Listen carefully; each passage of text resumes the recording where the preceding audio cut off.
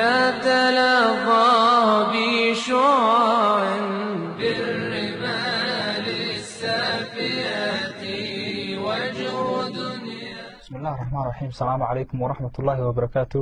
kulanti wanaagsan meel kastoo naga daawanaysaan ku soo dhawaada shabakada haqabeel.com. maanta barnaamijkeena waxaanu kaga hadlaynaa 8 cunto ee nabiga calayhi salaatu wasalaam oo jeclaa inuu isticmaalo ama uu cuno. cuntooyinkaasi daawadayaal waxaa ka mid ah cuntada koowaad malabka. malabku wuxuu ka mid yahay cuntooyinkii nabigeenu jeclaa calayhi salaatu wasalaam. xadiis laga soo wariyay nabigeena calayhi salaatu wasalaam ayaa waxa uu yiri waxaan idinku ogahay laba dawo, quraanka iyo malabka. cilmi baaris la sameeyay ayaa wax lagu ogaaday xanuunada uu daweeyo malabku waxaa ka mid ah xanuunada ku dhaca caloosha, gaaska, finanka iyo xanuunada beerka iyo waliba hargabka. cuntada labaad saliid saytuuntu waxay ka mid tahay cuntooyinkii uu nabigeenu jeclaa calayhi salaatu wasalaam. saliid saytuuntu waxay u wanaagsan tahay maqaarka iyo timaha, waxayna dib u dhigtaa calaamadaha gabowga. caleenta saytuunta waxaa loo isticmaalaa in lagu daweeyo caabuqa caloosha iyo kansarka maqaarka. cuntada saddexaad cinabka.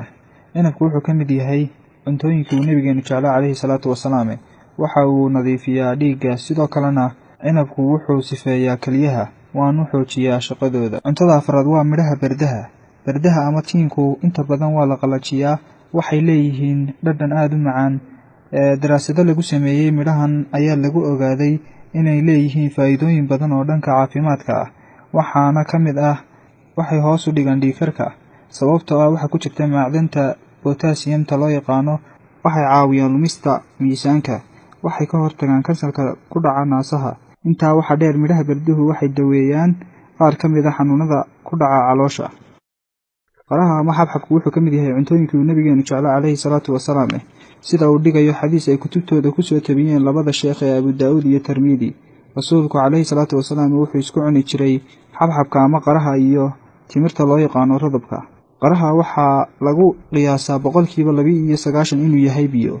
saasay tahay waxa ku jira macdano kala duwan oo jidhkeenu waanu ka maarmin, sida fiitamiinada Vitamin A, Vitamin B, Vitamin C iyo Vitamin E iyo fiitamiino kala duwan. waxaa kaloo qaraha ama xabxabka ku jira macdanta potassium-ta oo unug walba oo jidhkeenahi uu u baahan yahay. qaraha ama xabxabku wuxuu yareeyaa halista wadnaqabadka iyo unugyada muruqyada oo uu ka ilaaliyo inay gaboobaan. waxa uu wanaajiyaa dheefshiidka, waxa uu ka hortagaa kansarka, waxa uu qooyaa maqaarka iyo timaha. cuntada lixaad caanaha. caanuhu waxay ka mid yihiin cuntooyinka qur-aanka kariimka ah lagu xusay.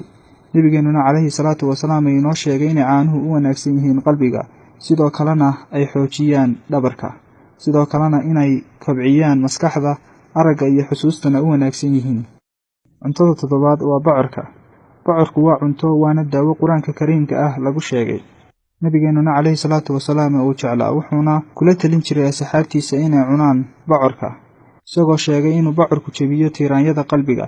bocorku sidoo kale waa maado keenta hurdo, dejiyana neerfaha, una roon dadka dabeecad ahaan kulul. bocorka biyihiisa haddii madaxa lagu maydho waxa uu daawo ka yahay madax xanuunka. cuntada sideedaad waa timirta. timirtu waxay ka mid tahay cuntooyinkii nabigeenu jeclaa calayhi salaatu wasalaam.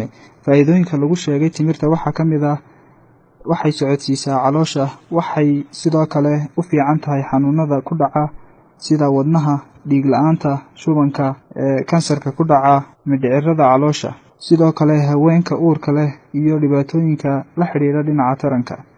timirta waxaa ku jira dhowr walxood sida fiitamiino iyo macdano. diinteenuna waxay dhiirigelisay isticmaalka midhaha timirta, isagoo nabigeenu calayhi salaatu wasalaam laga soo wariyey inuu yidhi ma gaajoodo cidda ay gurigooda taallo timiri.